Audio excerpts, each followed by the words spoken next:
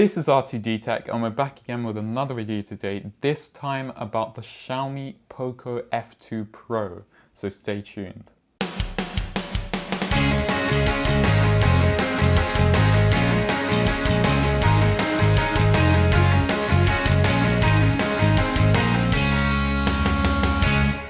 So the Poco F2 Pro is kind of the successor, as well as many other phones, to the Pocophone F1, which we saw almost a couple of years ago. It's pretty much an upgrade in every single way, and yeah, we're seeing some really exciting features here. It is what you would call a flagship killer, starting at around £500 or dollars, depending on where you are in the world, and it does offer many of the features that you would see in the more flagship phones out there. So let's get into it. So firstly, let's talk about the design, and this is an area which Xiaomi have really improved in. You're getting glass on the back, aluminium for the frame, unlike what you got on the Pocophone F1, which was basically all plastic. There's also a nice hefty weight to it at 219 grams, and overall it just feels a lot more premium in the hand. It comes in 4 colors, blue, white, purple or grey, which all look pretty nice. I should mention that there is kind of a shimmery pattern on the back, which personally I don't care for too much.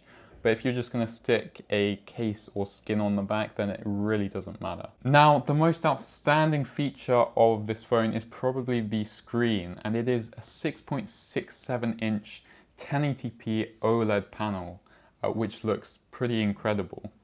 Now, it is still 60 Hz, which is a little bit disappointing. However, since it is still kind of a budget phone, you can't really be that disappointed. There isn't any kind of notch or hole punch camera. That's handled by the pop-up selfie camera, which we'll talk about later.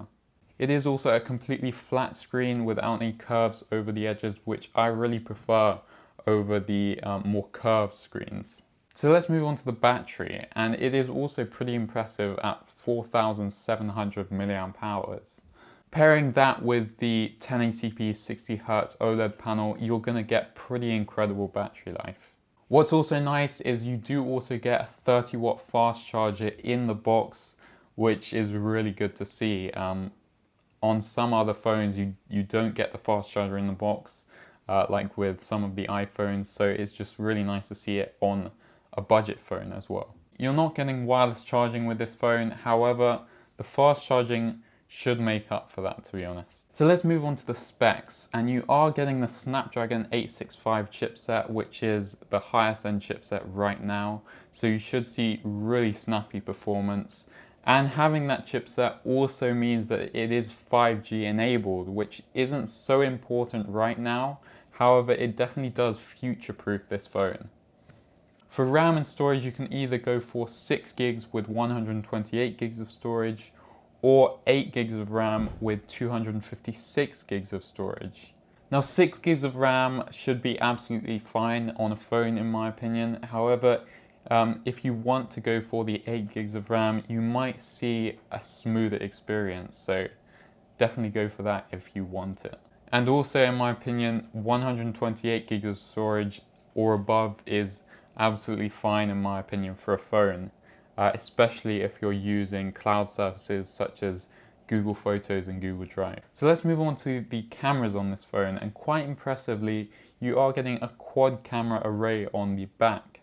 So you're getting a 64 megapixel wide lens, a 5 megapixel ultra wide lens, a 13 megapixel telephoto macro lens, and a 2 megapixel depth sensor.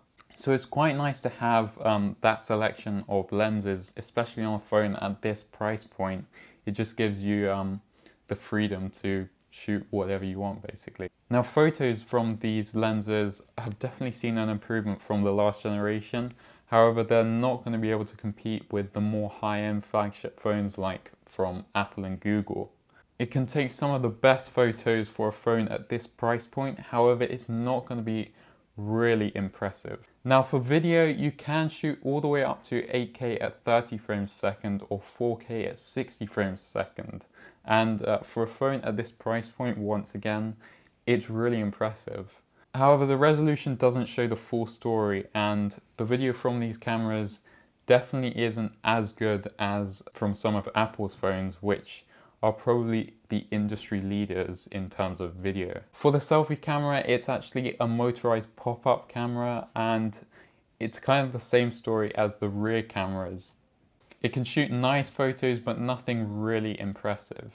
Now, when the camera pops up, it does light up out of the sides, which in my opinion is a bit of a gimmick. I don't really like it that much. You can customize it to whatever you want, but personally I would just opt to turn it off. Now, in terms of the operating system, it is running Android 10 with MIUI 11 over the top, and MIUI is one of my least favorite skins on Android, so it's definitely not going to be one of my favorite phones in terms of the software.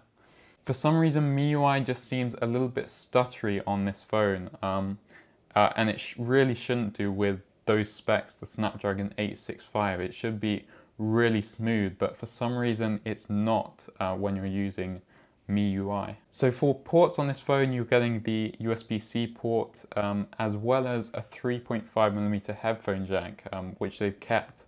That's really nice to see. For speakers, unfortunately, it is a bottom firing speaker, which is a little bit annoying. However, it does get really loud without much distortion when it's turned up to full volume. So that's still quite nice to see.